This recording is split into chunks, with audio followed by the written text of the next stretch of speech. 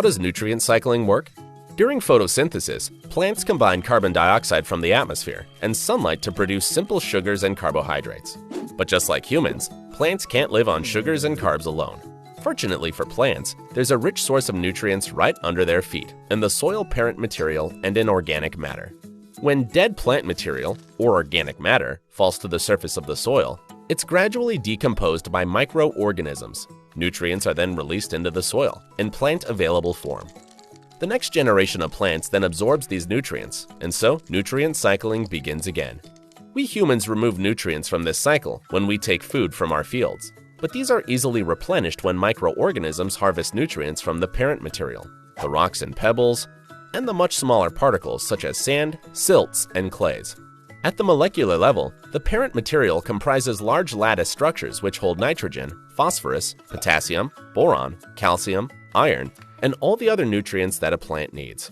With a balanced soil food web in place, plants can control the nutrient cycling that's happening in the root zone. They invest some of the sugars and carbs they produce during photosynthesis into the soil in order to feed bacteria and fungi. This causes bacterial and fungal populations to increase dramatically. The bacteria and fungi then get busy harvesting nutrients from the organic matter and parent material, absorbing these nutrients into their bodies.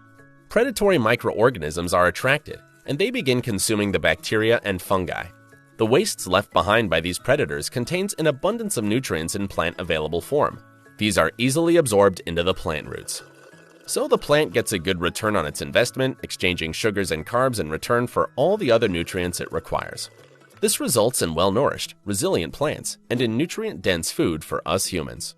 With a balanced soil food web in place, plants are able to access all the nutrients they need, on demand, simply by varying the compounds they release into the soil.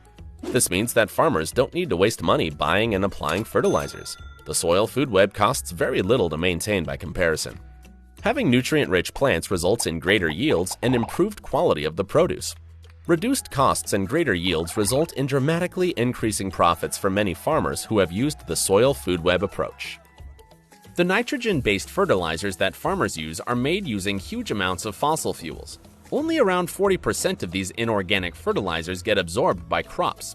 The rest is either volatilized, polluting the atmosphere, or it runs off polluting our rivers, lakes, and oceans, causing algal blooms and dead zones that are a major environmental problem.